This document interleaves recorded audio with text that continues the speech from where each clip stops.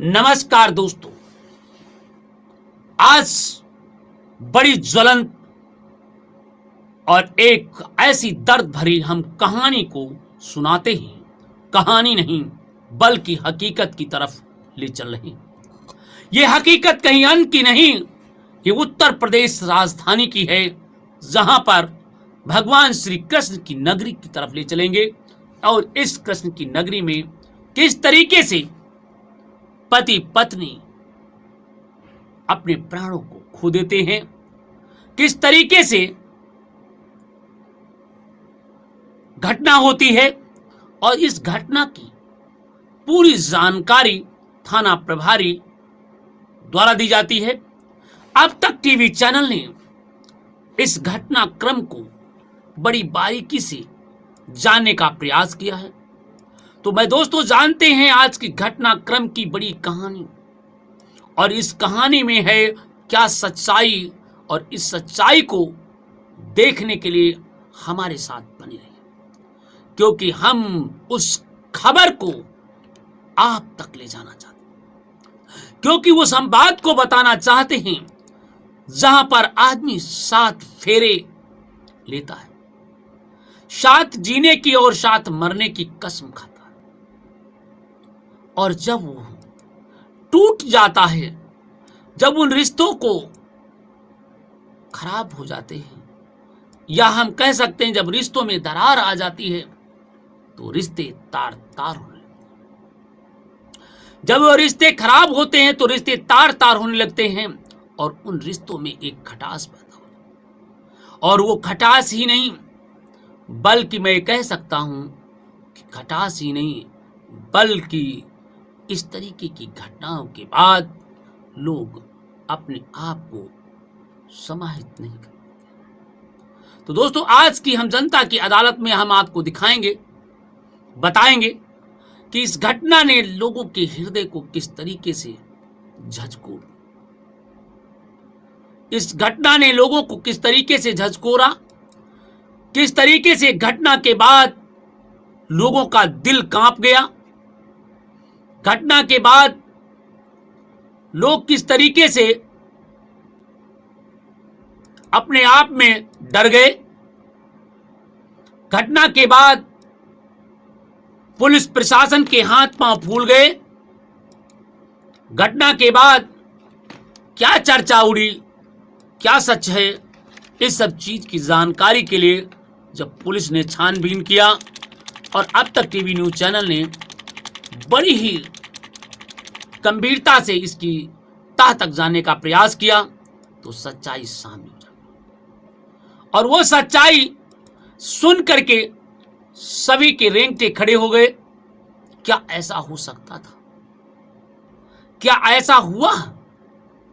और अगर हुआ है तो दोस्तों बिल्कुल सच देखिए, और वो सच की कहानी में हम आपको 1% आपको भटकाने की तरफ नहीं, बल्कि उस दर्द भरी कहानी को हम सुनाते हैं, जहां एक पति पत्नी हंसती और खेलती थी, एक साथ जीने और मरने की बात करती थी, एक साथ हर तरीके से रहने के लिए तैयार होती थी।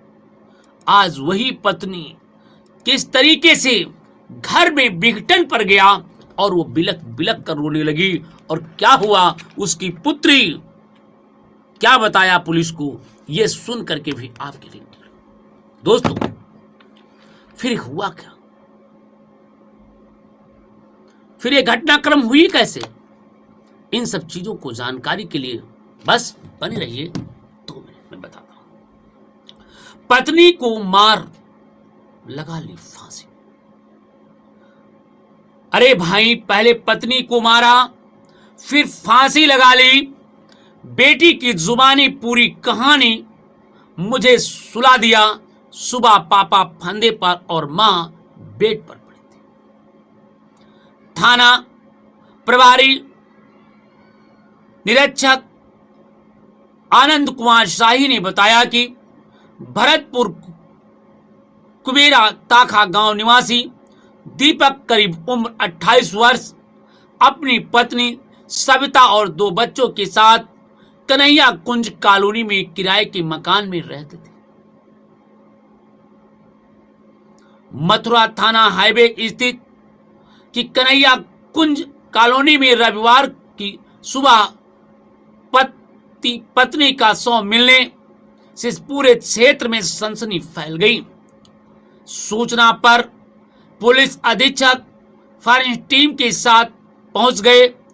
पुलिस ने दोनों के परिजनों को सूचना दी। इधर पूछताछ में पुलिस का प्रथम दृष्टि मामला प्रेम प्रसंग के चलते हत्या और आत्महत्या का प्रतीत हो रहा है। संभावना है कि पहले पति ने पत्नी की हत्या की, इसके बाद खुद फंदे से लटककर अपनी जीवन लीला समाप्त कर। पुलिस ने पोस्टमार्टम रिपोर्ट की इंतजार कर रही है। आइए हम इस घटना में उनके परिजनों की एक रिपोर्ट सुनाते हैं।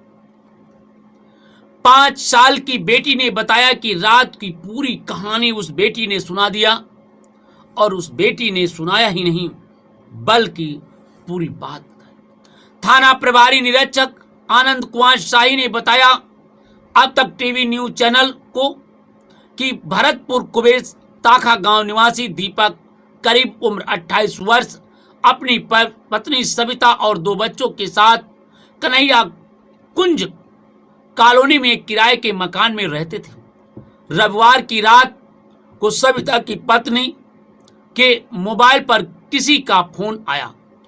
उसके बाद दोनों के बीच में झगड़ा शुरू हो गया और झगड़ा पुलिस को 5 वर्ष की बेटी ने बताया कि रात को मम्मी पापा के बीच झगड़ा हुआ था। उसे दूसरे कमरे में सुला दिया। सुबह उठी तो उसके पापा फंदे पर लटके थे और मम्मी बेड पर पड़ी हुई थी। वह रोती हुई बाहर आई।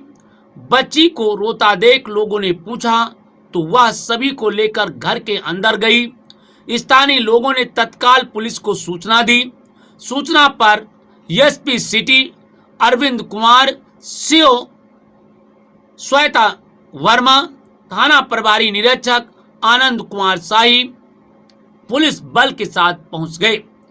पुलिस ने टीम को बुलाया, मौके पर पहुंचे और महत्वपूर्ण साक्ष्य एकत्रित किए गए।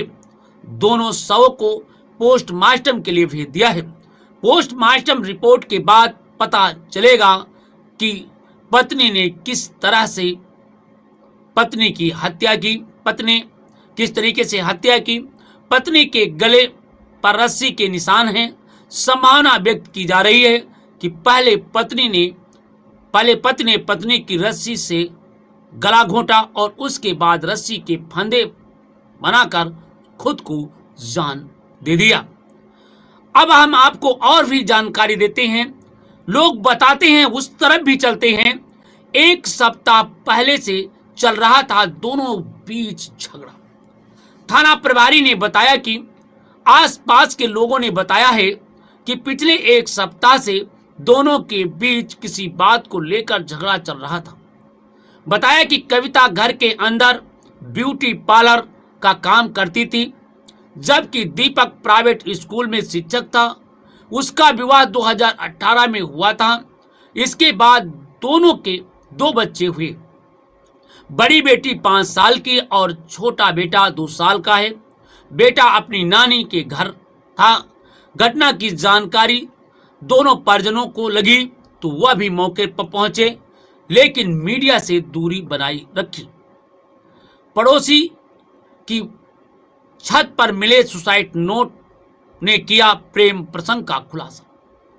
पड़ोसी के छत पर मिले सुसाइड नोट ने किया प्रेम प्रसंग का खुलासा।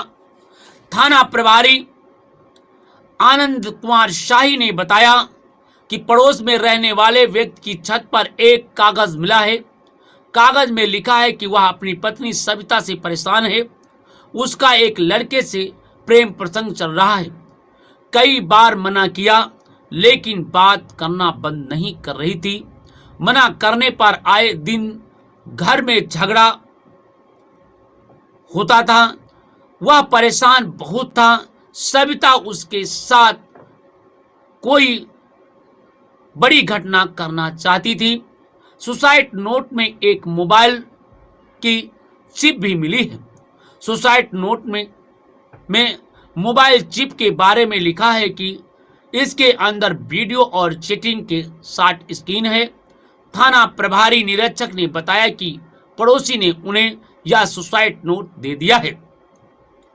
प्रथम दृष्टि से मामला प्रेम प्रसंग के चलते घटना होना बताया जा रहा है।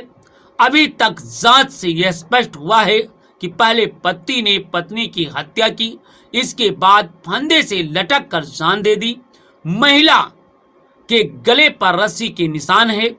पहले उसकी मौत हुई है। इसकी जानकारी पोस्टमार्टम रिपोर्ट आने के बाद पता चलेगा।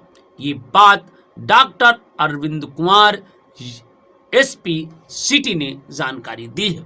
तो आइए हम जानकारी लेते हैं कि इस तरीके की घटनाओं पर भाई हमारे वरिष्ठ पत्रकार हैं, उनसे क्या राय है, जरा सुनते हैं, देखते हैं भाई क्या कहना चाहते हैं। भाई नमस्कार बंधु। हेलो भास्कर साहब जी,